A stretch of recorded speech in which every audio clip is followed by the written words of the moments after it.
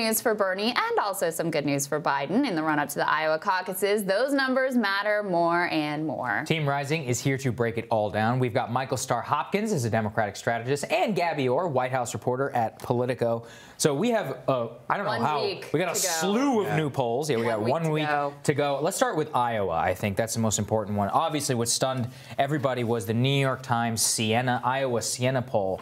Basically showed Sanders up by +6 at 25%, Buttigieg at 18, Biden at 17. No other gain. The only real change that we saw was Elizabeth Warren lost 7 points there, Michael. I mean, we're basically seeing a separation. At the same time, have to be clear here, Iowa Suffolk poll shows Sanders at 19% and Biden at 25% +6. Basically, I mean, same kind of trend line, which is a +10 for Sanders, +6 for Biden. We're seeing a total narrowing in Iowa in particular. It's anybody's game. What do you think that means? This is a turnout election at this point. And so what's going to happen in Iowa is Biden people are going to turn out and Sanders people are going to turn out, and whoever turns out more is going to be the ones that wins it. I mean, the 15% threshold is going to be the big thing because those candidates that are in third and fourth place aren't going to meet the threshold. And so they're going to have to go somewhere. Yeah. The question is going to be, where do they go? Yeah, well, and let's put up the Real Clear Politics average of Iowa, if we can throw that up. Because when you get a lot of polls coming at you and they're a little bit disparate,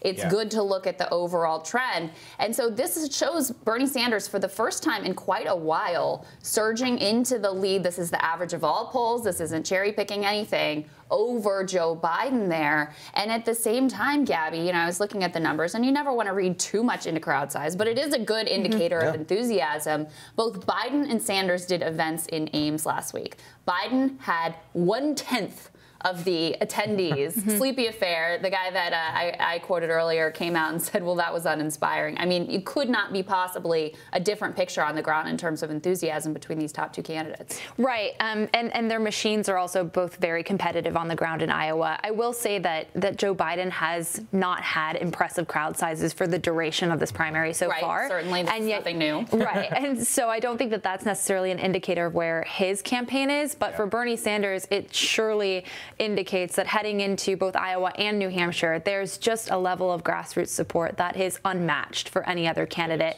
And it is very similar to what we saw with President Trump back in 2016. I mean, I was out on the campaign trail in Iowa and New Hampshire, and I remember trekking through a blizzard to a crowd of 800 people to see President Trump in New Hampshire. And that, to me, just stood out as something that means there's really an energy on the ground here that a lot of other candidates just aren't capable of getting. And I think that's what's going to propel Bernie through Iowa, New Hampshire, and into South Carolina. So I was looking at the 538 basic average here, and they say that there's about a 40% chance right now of Biden winning the nomination, 30% for Bernie. I mean, those are pretty good odds, I think, on both sides. I think for Iowa in particular, 538 has them at a 42% Biden and 22% for Bernie. This isn't necessarily on the vote total, but on pledged delegates. So let's talk about that, right? So what does a Biden loss look like out of Iowa? So is it possible? So he wins the most number of pledged delegates, but if he comes in like a narrow second, what do you think that means for the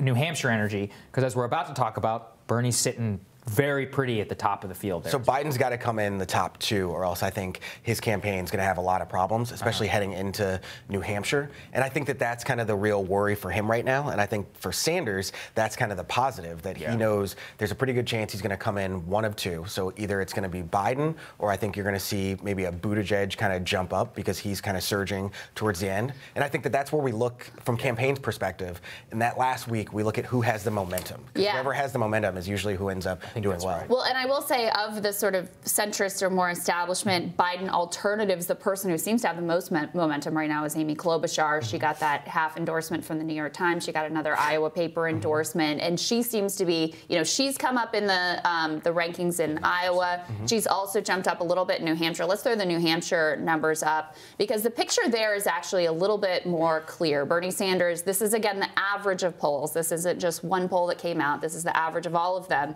And And Sanders seems to have established a clear lead in the state of New Hampshire, and that's in part because Elizabeth Warren has fallen off dramatically. I mean, I think she really, look, she first hurt herself with Medicare for All and how she handled that, walking away from the Sanders plan.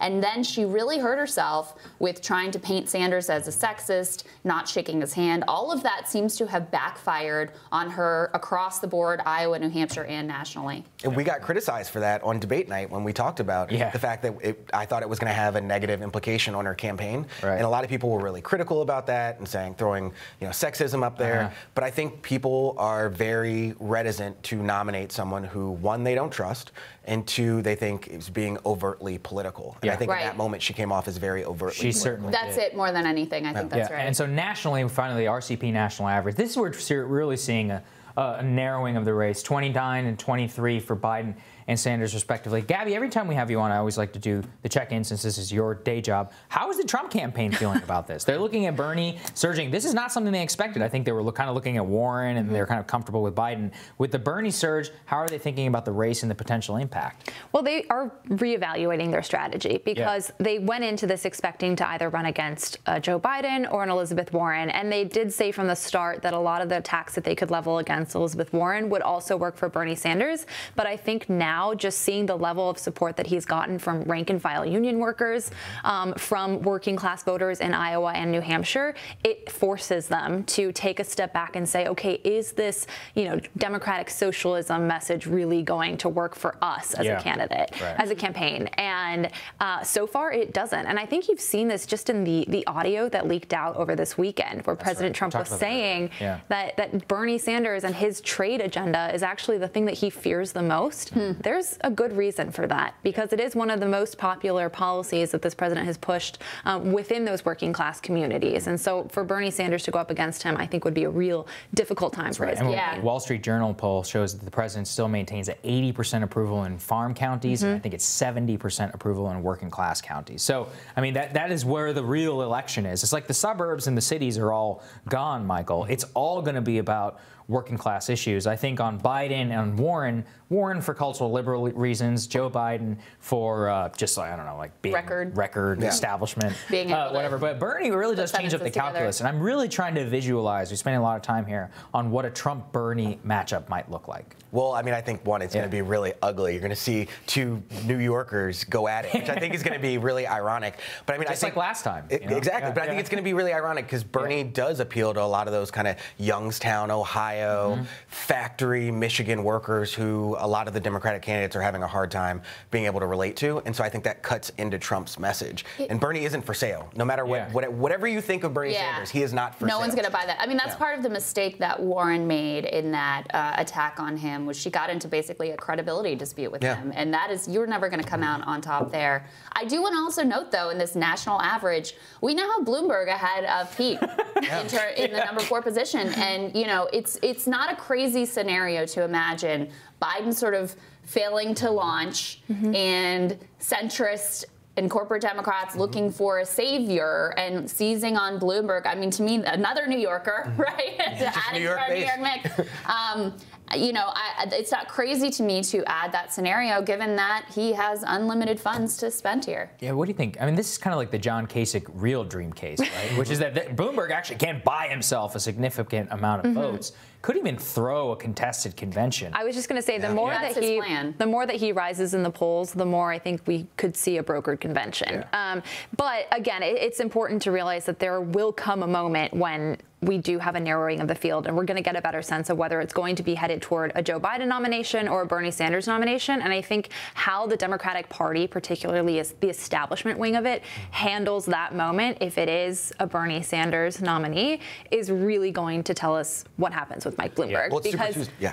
Go ahead. Well, it's Super Tuesday. I think everything is going to come down to Super Tuesday because from the way it looks, we're going to have a different person win in Iowa, New Hampshire, Nevada, South Carolina. I'm not sure that's true. And it could be that Sanders wins in Iowa and New Hampshire, but Probably not going to win South Carolina. Yeah, he's not going to win South Carolina, but I think he would be in good position in Nevada, where he's had disproportionate strength. Which I think is ideal for the Bloomberg campaign, because if it looks like Bernie's starting to run away with this, then a lot of those people who supported Biden and Buttigieg and Klobuchar are going to pivot on Super Tuesday and go towards a Bloomberg candidacy to stop it. And he's not going to win the nomination outright, I think, but I think there's a really good chance he wins enough delegates that then we head to a broker convention. Let me tell you something, though.